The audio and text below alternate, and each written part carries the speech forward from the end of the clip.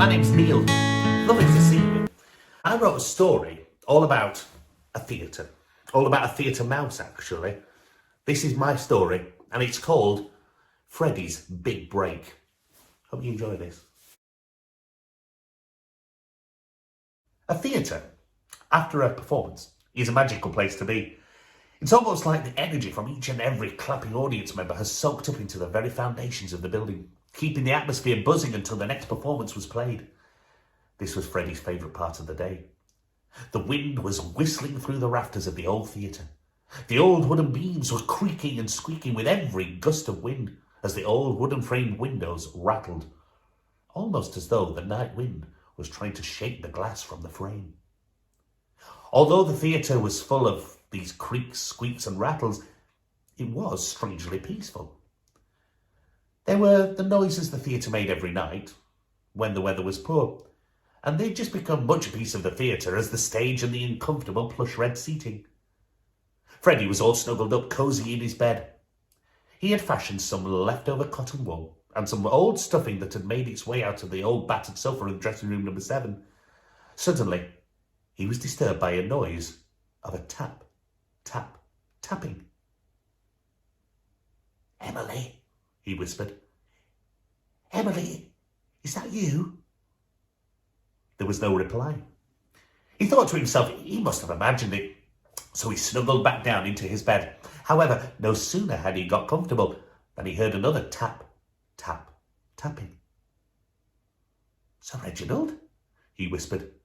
"Sir Reginald, is everything all right?" Again, there was no reply. But this time, instead of rolling over and heading back to sleep, the brave little mouse decided to investigate. Tap, tap, tap came the sound, this time louder than before. Freddy poked his nose out of the hole in the skirting board. He was sure the noise was coming from out there. The dressing room was cold and dark, but the only noise the mouse could hear was now the wind outside the window, and a purr-like snoring coming from the basket in the corner. Sir Reginald was asleep, fast asleep. Tap, tap, tap. This time, Freddy had clocked exactly where the sound was coming from. He quietly tiptoed past the snoring old tabby cat and scurried towards the far side of the room. With a jump and a leap, he darted along the long crushed velvet curtains to the flaky painted windowsill where he whispered, "Who's there?" "Who do you think?" a brash Cockney accent replied.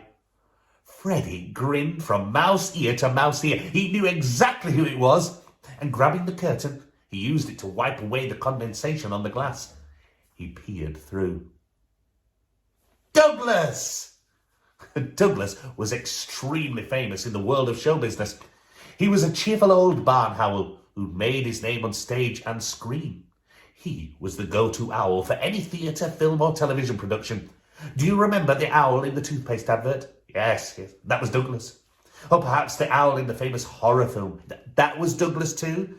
From Prospero's owl in The Tempest to Hedwig's stunt double in the Harry Potter movies, there was no owl part too large or too small that Douglas hadn't portrayed. Freddy was a great friend of Douglas's. However, the ginger old tabby, Sir Reginald, couldn't stand him.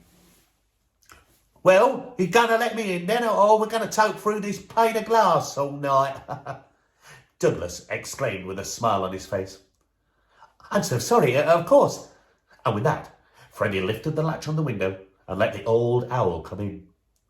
"Please, come inside, Douglas." Shaking the wet rain off his feathers, the old owl flew down onto the dressing room table and said, "How many times have I told you? He's Dougie to me mates." "Oh, of course.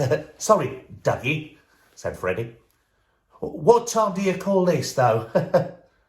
"Time to pay me old pal a visit, that's what time it is," Douglas grinned, and he gave his friend a big, strong hug.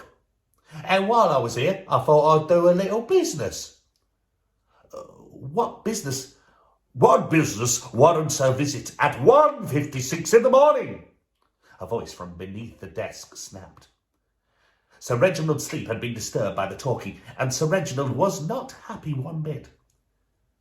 "Sir Reginald, did we wake you?" said Freddy nervously. It was true.